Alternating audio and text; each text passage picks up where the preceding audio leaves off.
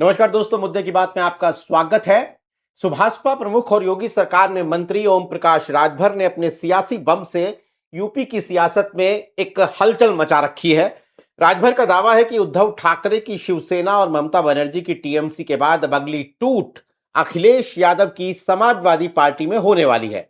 राजभर ने सनसनीखेज आरोप लगाया है कि अखिलेश यादव के चाचा और पार्टी के एक बड़े नेता, वरिष्ठ नेता रामगोपाल यादव ने इस टूट से जुड़ी एक चिट्ठी केंद्रीय गृह मंत्री अमित शाह को सौंपी है।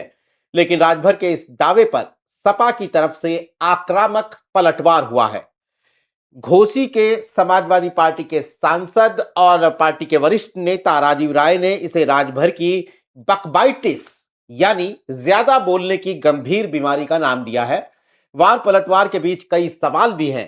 क्या समाजवादी पार्टी के भीतर वाकई कोई अंदरूनी खटपट या बेचैनी है, या फिर 2027 के चुनाव से पहले विपक्ष का मनोबल तोड़ने के लिए बुना गया बीजेपी का ये कोई परसेप्शन गेम है? इन्हीं सवालों पर बात करने के लिए आज हमारे साथ हैं समाजवादी पार्टी के वरिष्ठ नेता और सांसद राजीव राय। राजीव जी, आपका बहुत बहुत शुक्रिया। आप कहीं रास्ते में, गाड़ी में हमारे साथ जुड़े हैं, लेकिन खबर भी बड़ी है। तो ओम प्रकाश राजभर जो खुलेआम फूट का दावा कर रहे हैं और उन्होंने रामगोपाल यादव का नाम लेकर कहा है कि माइनिंग और गोमती रिवर फ्रंट के जो घोटाले हैं उनकी जांच से परिवार को बचाने के लिए पार्टी की टूट का ऑफर दिया है उन्होंने अमित शाह को। क्या आधिकारिक स्टैंड है आपकी पार्टी का इस पर? धीरज जी, एक बात शिकायत है मुझे आप लोगों से कि आप सब उनको व्यक्तिगत तो मना नहीं कर पाया। मैं तो उनसे उनके नाम लेकर बात करना भी अपनी तौहीनी समझता हूँ। मैं आपको स्पष्ट कर दूं, पहली बात, वो आगे बात बढ़ाऊं उससे पहले कि समाजवादी पार्टी में न टूट थी, न है, न होगी। हाँ, राष्ट्रीय अध्यक्ष जी अगर आज चाह दे तो 50 से ज्यादा विधायक उनके आज भी लाइन लगाकर खड़े हैं और केवल हम लोग उनको अपने पाले में ला सकते हैं। लेकिन जो 2022 में हम लोगों से गलती हुई, ऐसे लोगों को लाना जो किसी के नहीं होते, वो गलती को दोहराना नहीं चाहते। अब भाई आई बात इस व्यक्ति का जिनका नाम लेकर आप बोल रहे हैं। मैंने सही कहा था कि 2024 के चुनाव में आप लोगों ने भी कवरेज किया था कि उनको बकाइटिस नाम की बीमारी से तीनों बाप बेटा ग्रस्त हैं और जितना ये बोलते हैं उतना मेरा वोट बढ़ता है। तब भी मैंने साबित कर दिया कि 2024 के चुनाव में ऐतिहासिक 1952 से लेकर आज तक उतनी बड़ी जीत नहीं हुई थी। पूर्वांचल की सबसे बड़ी जीत थी और मेरा अहंकार नहीं बोल रहा है, बड़ी विनम्रता से बोल रहा हूँ कि मेरी जीत माननीय प्रधानमंत्री से भी बड़ी जीत थी। तो साबित कर दिया। अब बीमारी फैलते फैलते इनके दिमाग में चली गई। अब उसका कारण क्या है? अब मैं आपको कारण बता रहा हूँ। आपको याद होगा कुछ दिनों पहले दिल्ली गए थे इसलिए कि वहां का शीर्ष नेतृत्व से, क्योंकि जोगी जी तो इनको माफ करेंगे नहीं कभी।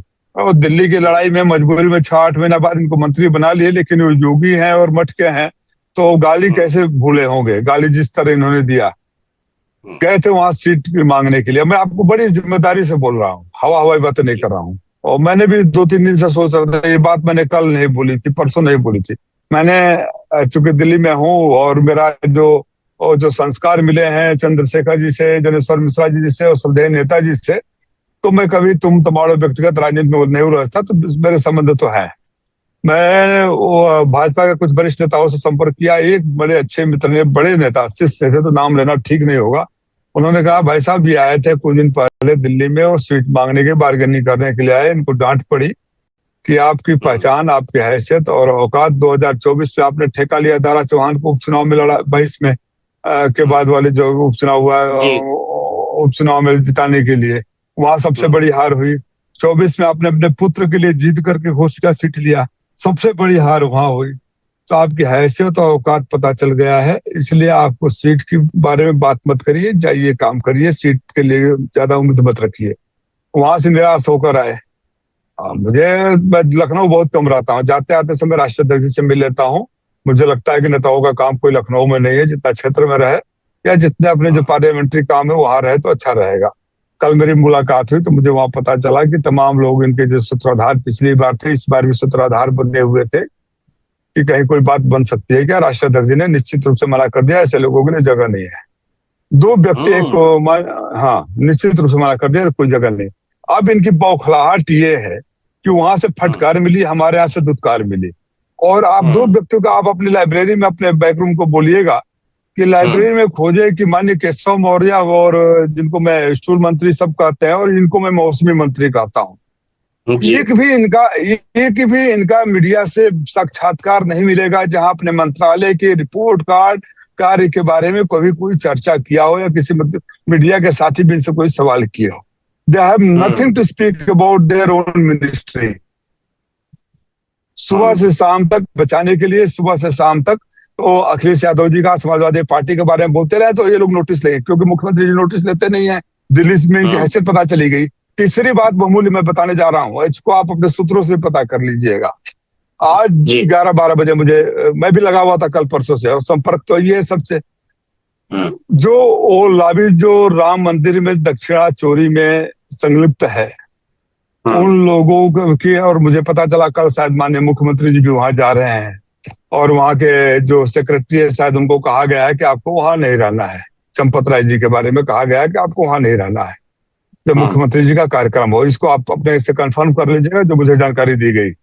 तो उसमें वो लाभी इनको इन लोगों के माध्यम से जो भी पैसा रुपया देकर के उल्टा सीधा बोलते रहो कि मीडिया का ध्यान, क्योंकि मीडिया का ध्यान हट जाएगा हमारे दक्षिणा चोरी वाले से तो प्रेशर ईज होगा तो मामला ठंडा पड़ जाएगा। लेकिन जनमानस से मामला छोड़ा हुआ है। राम मंदिर में कोई पहली बार थोड़े हुआ है।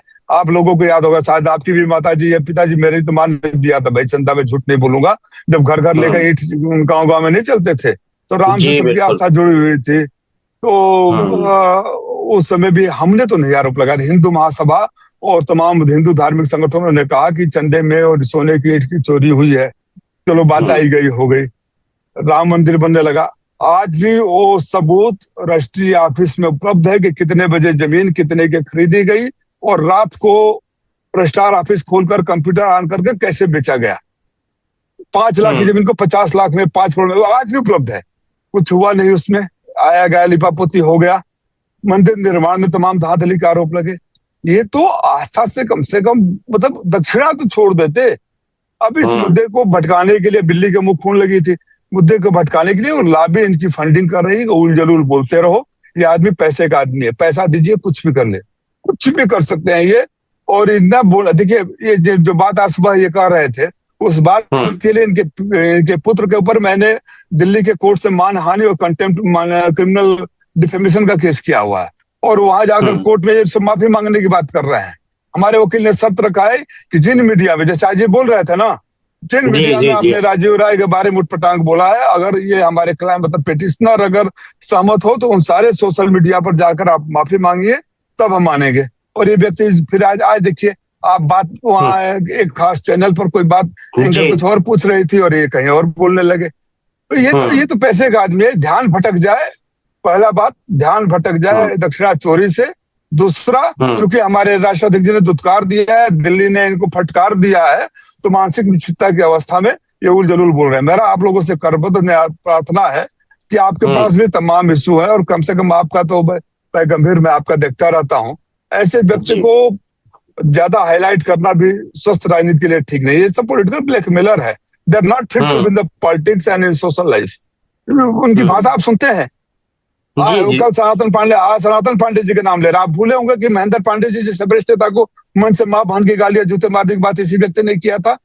जोगी जी, मोदी जी, अमित शाह जी के बारे में क्या शब्दों का इस्तेमाल नहीं किया था। आप कुछ भी बोल सकते हैं, बोलने दीजिए। बिल्कुल आप सही कह रहे हैं। और बोल दिया आपकी तरफ का पक्ष भी चूंकि लोग जानना चाहते हैं, इसीलिए मैं अकेले ही आपके साथ बात कर रहा हूं। मैं दो बातों को अंडरलाइन करते हुए अगले सवाल पे जाऊंगा। पहली ये बात कि आपने कहा कि हमारे राष्ट्रीय अध्यक्ष चाहे तो 50 विधायक लाइन लगाकर खड़े हुए, ये बीजेपी के विधायकों की बात कर रहे हैं आप? जी बिल्कुल सही। और दूसरी बात ये कि ओम प्रकाश राजभर आए थे दोबारा अखिलेश यादव जी के पास कि हमें अपने साथ मिला लीजिए। उन्होंने इन्हें माध्यम से जो इनके एजेंट लोग 2022 में लाए थे, उन्हीं तरह के माध्यमों से अप्रोच किए थे और राष्ट्रपति ने साफ मना कर दिया ऐसे लोगों को भी कि दोबारा इनके बारे में बात मत करना। और तीसरी बात यह है कि वो लाभी जो दक्षिणा चोरी में और पहले लैंड मतलब स्कैम में जो वहां संलिप्त है, उस लॉबी की फंडिंग है कि उल जलूल बोलते रहे कि आप लोगों का ध्यान अभी हो सकता है कि आप भी बहस कर रहे होते दक्षिणा चोरी पर, कल मुख्यमंत्री जी जा जी रहे हैं जी। उसका भी कवरेज हो रहा होता। तो ध्यान तो कुछ देखिए, let us be very honest, कुछ हद तक तो ध्यान इन्होंने भटकाने का प्रयास किया ना। दूसरी बात है कि जनमानस से जुड़ा हुआ है, आप देख रहे हैं सुबह से मीडिया में साथियों, मीडिया का एक विशेष नहीं वर्ग सही कह चलाया जा रहा है, तो कुछ टाइम नहीं तो सब बिल्कुल सफल हुए हैं। कह रहे हैं आप। तो ये है। नहीं सही कह रहे हैं अब नहीं अच्छा, आप मेरे बारे में भी जानते हैं कि मैं कभी हल्की बातें नहीं करता, चाहे जी बिल्कुल। पार्लियामेंट हो, चाहे आप लोगों के साथ हो, चाहे सड़क पर हो, कभी हल्की बातें, कभी भी उल जलूल की बातें नहीं। First time I lost my temper today, वो एक चैनल पर नहीं पहली बार, नहीं वो बाद में बिल्कुल। मैं रिग्रेट कर रहा था कि मैं क्यों ऐसे आदमी को मुंह लगा। बिल्कुल आप बेहद ही आपकी गंभीरता को लेकर कोई सवाल नहीं है, बल्कि हैरानी हुई लोगों को आपका वो कन्वर्सेशन देख के, और आप खुद ही कह रहे हैं कि आप उसके लिए आपने रिग्रेट किया उसके लिए। जी। बहुत बुरा ये लग रहा तो था कि मैं अरुण सुना। ये अच्छा, तो मुझे पता अरुण होता ना, मुझे पता होता कि अचानक उस व्यक्ति को खड़ा कर दिया जाएगा, तो I would not have come hmm. Live. मुझे तो बताया भी नहीं कि उस चैनल के एंकर की भी बदमाशी है। बाद में उनको बोला कि हम्म। इस तरह गलती मेरे साथ मत करिए। अगर मुझे आज आपसे बात करना था तो मुझे बताया गया था कि 1-to-1 हमारे आपके बीच की बात है। जी आप मुझे बिल्कुल 1-to-1 बिल्कुल। के लिए और किसी और को बीच में प्लांट कर दी, दिस इज नॉट फेयर। ठीक बात है। और ये अरुण राजभर की जो मुलाकात की बात हो रही है कि अखिलेश यादव से मुलाकात की है, क्या आपके पास इसको लेकर कोई वो है कि कहीं इसी कहीं इसी मैंने सुना, मैं कितने भी हम्म आक्रोश में रहूं, झूठ नहीं बोलूंगा, मुझे जानकारी नहीं है सच है कि गलत है, लेकिन ये 1000% सत्य है कि इन्होंने अपने हम्म सोर्सेज भी डिबेट किया था राष्ट्रीय अध्यक्ष जी से जाकर बात करने के लिए। वो भी जब दिल्ली हम्म से भगा दिए गए, ये डांट कर भगा दिए गए। अच्छा, मान लीजिए आप ही भारतीय जनता पार्टी के हेड हैं या नेतृत्व है, चाहे मैं ही हूँ, क्या हम्म। देखूंगा आपका कंट्रीब्यूशन परफॉर्मेंस क्या है। 22 में हमारी ठीक बात सीटें है। मिल रही थी, क्रेडिट आप ले रहे थे, हम्म ठीक है। 24 में हर जगह आप हारे, हर जगह आप हारे। हम्म हम्म। बिल्कुल। मैं मैं हर अपने जगह आप हारे। दर्शक और जी जी। और सबसे बड़ी हार, आपको आपका बेटा लड़ा तब भी हारा, तब हारे। और जिस चुनाव का भी, उपचुनाव का और घोषित उपचुनाव का ठेका लिया, उसमें भी सबसे बड़ी हार हुई। तो मतलब हम्म आपकी मतलब ना क्रेडिबिलिटी है ना कोई वजह तो है, तो कोई भी सोचेगा ना कि आदमी उल हम्म टिकट मांगता है और जीत पाता नहीं, अपने बेटे को नहीं जीता पाया हो। अच्छा, वो बेटा हम्म कौन? पहले बलिया से 5 से लड़े, हार गए, हम्म बनारस गए, शिवपुर से लड़े, वो भारतीय जनता पार्टी के लोगों ने इनकी कुटाई की थी, आप लोगों ने बड़ा लाइव दिखाया था उसको हम्म। नामांकन के टाइम पे। फिर घोसी जी। आए, फिर यहाँ से और भी बड़ी हार हुई। उसी को बार बार करने के लिए करते हैं। तो ये भाई भारतीय जनता अब पार्टी के अतरौलिया सिलसिले तो इतना बेवकूफ थोड़े है। अब बतरौलिया अब जा अत, रहे हैं। जी अब अतरौलिया से लड़ने की बात कर और रहे वहां हैं। भी आपने सुना होगा, संजय निषाद का बयान आ गया कि वो उनकी सीट थी, बिना पूछे उन्होंने घोषणा कर दिया। तो भाई हर हम्म आदमी तो जान चुका है ना, you can not make fool everybody all the time, पुरानी कहावत है। तो जी मतलब बिल्कुल। अब कोई भी भाई भारतीय जनता पार्टी का नेता तो इतना बेवकूफ थोड़े है कि इनके मुंह हम्म मांगे इनको सीटें दे। अभी आज बोल रहा हूँ, लिख लीजिएगा, इनको हम्म मिनिमम सीटें या तो नहीं दी जाएगी या तो मिनिमम सीटें दी जाएगी। और हम्म ये लगता है कि हमारा संपर्क राजीव राय से, हम दोबारा संपर्क साधने की कोशिश कर रहे हैं क्योंकि राजीव राय काफी गंभीर बातें ओम प्रकाश राजभर के आरोप के जवाब में दे रहे हैं, और वो काफी हमें पर्दे के पीछे की कहानी बता रहे हैं कि किस तरीके से ये समाजवादी पार्टी के सांसद राजीव राय का सीधा कहना है कि ओम प्रकाश राजभर समर्थन मांगने के लिए, समाजवादी पार्टी के साथ आने के लिए उन्होंने अपने एजेंट्स के जरिए, कोट अनकोट एजेंट्स के जरिए अप्रोच किया था अखिलेश यादव को और उनकी पार्टी को। अखिलेश यादव ने उनके इस ऑफर को नहीं स्वीकारा, उसकी एक फ्रस्ट्रेशन है। दिल्ली में जाकर बीजेपी आला कमान से अपने लिए सीटें मांगी ओम प्रकाश राजभर ने, राजीव राय का यह भी आरोप है, वहां से भी दुत्कार मिली, इसलिए ये भी फ्रस्ट्रेशन है। और तीसरा, राम जन्मभूमि के चंदे में हुए घोटाले को लेकर जो आजकल सुर्खियां बनी हुई हैं, उनसे ध्यान हटाने के लिए वहां की एक लॉबी ओम प्रकाश राजभर को इस्तेमाल कर रही है। ये भी एक आरोप राजीव राय ने लगाया है। हमारी कोशिश है कि राजीव राय के साथ हमारा दोबारा संपर्क हो, तो हम उनसे ये भी जानने की कोशिश करेंगे कि अखिलेश, उनकी पार्टी में टूट का जो आरोप है, ये तमाम बातें उन्होंने एक अपनी तरफ से एक सफाई दी है, लेकिन हम राजीव राय से दोबारा संपर्क साधने की कोशिश कर रहे हैं क्योंकि समाजवादी पार्टी के वरिष्ठ नेता हैं राजीव राय, और अगर वो अब कोई बात कह रहे हैं तो इसे बेहद गंभीरता से लिए जाने की जरूरत है समाजवादी पार्टी के वर्जन के तौर पर। ये थोड़ा सा पॉलिटिकल, क्योंकि राजीव जी मैं समझ रहा हूं कि आप भी थोड़ा ऐसे हालात में हमारे साथ बात कर रहे हैं सड़क पर खड़े होकर।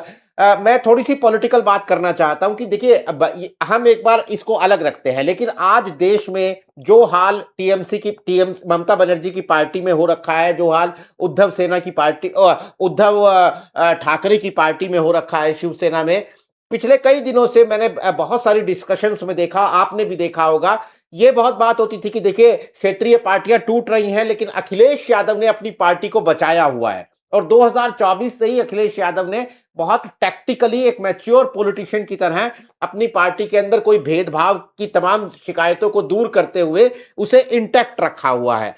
ऐसे में अब जब अखिलेश यादव की पार्टी पर टूट के आरोप लगते हैं, तो उस कॉन्स्पिरेसी थ्योरी को तो हवा मिलती ही है ना, कि अगर देश की सारी रीजनल पार्टीज के अंदर इस तरह की अविश्वसनीय टूट हो रही हैं, काबिले यकीन ना हो उस तरह की टूट हो रही है, तो अखिलेश यादव की पार्टी पर भी निशाना हो सकता है। और अखिलेश यादव ने तो ये कहा, सीधा उसको नकारा नहीं, उन्होंने कहा जो कमजोर होंगे वो अपना दल छोड़कर चले जाएंगे, बीजेपी को मजबूत साथियों की जरूरत है।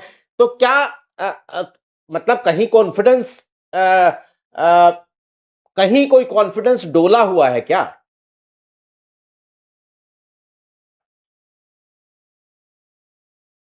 सवाल बटा हुआ है, मैं समझ पाया। पहला, जो जी। देश के हालात है, वो हम्म। बिल्कुल सहमत हूं मैं आपसे। दुर्भाग्यपूर्ण स्थिति है। जिस पार्टी को जनता ने नाराजगी में बैसाखी पर खड़ा कर दिया, उस पार्टी ने उसी जनता को ठेंगा लगाते हुए अपने ईडी, सीबीआई, इनकम टैक्स और चुनाव आयोग के सहारे, धन बल के सहारे, जो पहले हॉर्स ट्रेडिंग होती है थी, पोचिंग होती थी, फिर पार्टियों को तोड़ा, फिर पार्टियों पर कब्जा जाने लगा। तो जो माहौल बनाया, तो निश्चित रूप से वो बात है, तो उस बात से मैं सहमत हूँ। दूसरी बात, जहां तक ठीक है, मैं आपको विश्वास दिलाता हूँ। और आज चूंकि मैं, अब जैसा आपने बोला, मैं मुझसे नहीं कहना चाहता, ठीक है, नेतृत्व के करीब हूँ, वरिष्ठ नेता हूँ। मेरे के पास कितने सांसदों के फोन आए कि आप राष्ट्रीय अध्यक्ष जी से बात करिए। हम सारे के सारे 37 सांसद बैठकर एक साथ राष्ट्रीय अध्यक्ष जी से इन लोगों का मुंह तोड़ जवाब मीडिया के सामने देना चाहते हैं कि किसी की हम्म। औकात नहीं है कि हमें खरीद ले, टोक ले, वो कर ले। क्योंकि मैं कल ही लखनऊ से क्षेत्र में आया था, इसलिए मैंने बोला हम्म। ठीक है। वो चूंकि राष्ट्रीय अध्यक्ष जी ने हमसे कुछ बोला नहीं, इसलिए बहुत ज्यादा इस आदमी को और किस लिए तूल देने की जरूरत नहीं, क्योंकि कोई गंभीर आदमी ने नहीं बोला। मैंने आपने बोला ना, आप अपने लाइब्रेरी में एक वीडियो नहीं मंगा सकते जहां दोनों लोगों ने, जो केशव मौर्य और ये बकबकाइटिस का मरीज, दोनों लोगों ने कोई अपनी रिपोर्ट कार्ड तक पेश की अपने मंत्रालय की। So they are not serious hmm. People. कोई बड़ा नेता, कोई गंभीर नेता ने ऐसा कहा नहीं। तीसरी बात, जो राष्ट्रीय अध्यक्ष ने स्टेटमेंट दिया, उन्होंने उन हम्म। पार्टियों के कॉन्टेक्स्ट में बोला जो पार्टियों, जो कमजोर लोग चले गए, जी। उनके लिए बोला, अपने हमारी पार्टी के लिए नहीं बोला। आप उस वीडियो को फिर से हम्म। देखिएगा। नहीं, उन्होंने उन मैंने लोगों बिल्कुल। उन लोगों के कॉन्टेक्स्ट में कहा, उनको भी पूरा हमारे ऊपर विश्वास है, हम सबको उनके ऊपर विश्वास है। और मैं तो जो आपके सामने बैठा हूँ, मेरे पास अब क्या हो सकता है? 22 के चुनाव से पहले मेरे ऊपर इनकम टैक्स और क्या क्या हम्म। हो गया। मेरे पास कुछ नहीं मिला, 17,000 रुपया मिले तब भी तमाम। मेरे कॉलेज का ATG 12 कैंसिल कर देना, सारे कॉलेज के खर्चे को डिसअलाउ करके उसको पेनल्टी लगाना, टैक्स लगाना, फिर उन्हीं खर्चे को मेरा खर्चा बताना, वो लंबी कहानी है। फिर मेरे पर मेरा इनकम बताकर फिर उस पर पेनल्टी लगाना। ऐसा हिंदुस्तान के इतिहास में कभी नहीं होगा कि 100 रुपए का 400 रुपए पेनल्टी लगा है। मैं जब मुकदमा किया हूँ, ITAT से जीत गया, तो फिर मुझे हाईकोर्ट याद है। चले गए। तो जी, तो मुझे आज याद है। तक जब नहीं खरीद पाए, तो अब कैसे खरीद पाएंगे? आप सोचिए। जाना होता तो मैं भी व्हाइट वॉशिंग मशीन में चला गया होता ना, तो कोई नहीं, सवाल ही बिल्कुल। नहीं पता होता। हमारे जैसे सारे हार्डकोर लोग हैं। एक जी सवाल और है कि चूंकि देखिए परसेप्शन की बात होती है, और अब इस तरह की खबरें चल रही हैं। अब अगर ऐसी कोई खटपट की खबर चलती है सपा में, जिसे आप बिल्कुल नकार रहे हैं और हम इसको बिल्कुल आपका वर्जन दिखा रहे हैं, लेकिन इससे एक समाजवादी पार्टी और कांग्रेस का जो गठबंधन है, उसकी केमिस्ट्री भी कहीं ना कहीं ऊपर नीचे होती है। आपको लगता है कि कांग्रेस पार्टी को एक तरीके की हवा देने के लिए ये एक सोचा समझा नैरेटिव है कि इंडिया गठबंधन के अंदर जो लगातार अखिलेश यादव की तरफ से जिसकी जुगलबंदी की बात की जाती है, उसके अंदर खटास पैदा करने के लिए, कांग्रेस पार्टी को हावी करने के लिए इस तरह का नैरेटिव चलाया जा रहा है? देखिए, दो बात है। परसेप्शन कब होता है? जब सीरियस आदमी बोलता है तो परसेप्शन क्रिएट होता है, ठीक है ना।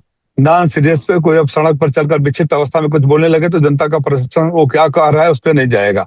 लेकिन नीरज चैनल में बैठकर अगर कुछ जिम्मेदारी से बोले तो जनता का परसेप्शन कुछ न कुछ 10% बने, 20% बने, 50% बने, जरूर बन जाता है।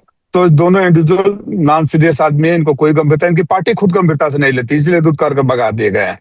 और दूसरा हिस्सा जो है वो दूसरा हिस्सा है कि कांग्रेस के साथ देखिए, इनका मैं हमेशा से कहता हूँ बड़ी उससे कि इनका पॉलिटिकल डीएनए जो है, political DNA, underline this not biological DNA, political DNA अंग्रेजों से आया हुआ है। तो साजिश में तो हमेशा लगे रहते हैं।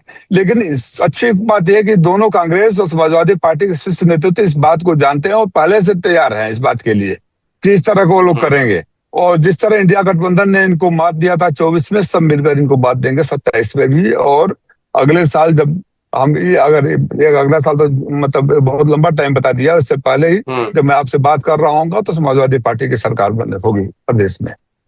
चलिए, एक और आखिरी पॉलिटिकल सवाल है मेरा, क्योंकि आपकी व्यस्तता को देखते हुए। असदुद्दीन ओवैसी की एंट्री के बाद बहुत डिस्कशन हो रहा है कि असदुद्दीन ओवैसी ने बहराइच में रैली की है, अखिलेश यादव को सीधे चुनौती दी है और वो मुस्लिम वोट में डेंट करेंगे, अखिलेश यादव को नुकसान पहुंचाएंगे। क्या किसी तरह का कोई चैलेंज, कितना भी छोटा बड़ा, असदुद्दीन ओवैसी की एंट्री से समाजवादी पार्टी के लिए देखते हैं आप? अच्छा, पिछला कोई चुनाव बता दीजिए जब उनकी एंट्री नहीं हो। हर चुनाव में यूपी में एंट्री होती है। कोई भी चुनाव बता दीजिए, 24 का बता दीजिए, 22 का, 27 का। उसके बाद महाराष्ट्र का लोकल बॉडी हो नहीं, गया, हिमाचल में फिर 5 चुनाव हो गए। हर जगह का अलग होता है ना। अब हम यूपी में जीत गए तो और प्रदेशों में अपोजिशन नहीं जीता तो ये फार्मूला वहां नहीं लागू हुआ। इसी तरह अन्य प्रदेशों का फार्मूला उत्तर प्रदेश में नहीं लागू होगा ना। अब हम यूपी में जीत गए, अगर यही जीत कर्नाटक में हो गया होता, उड़ीसा में हो गया होता, मध्य प्रदेश में हो गया होता तो समाजवादी पार्टी नहीं, इंडिया गठबंधन की सरकार होती केंद्र में। सो जरूरी नहीं कि जो एक राज्य में हो दूसरे राज्य में हो जाए। वो ये उदाहरण यहाँ भी दे रहा हूँ कि हर राज्य में, अच्छा पिछली बार भी बिहार विधानसभा में 20 में भी 5 सीटें पाए थे, लेकिन 22 में जब हमारे वहां थे एक भी नहीं पाए, 1% वोट भी नहीं मिला उनको।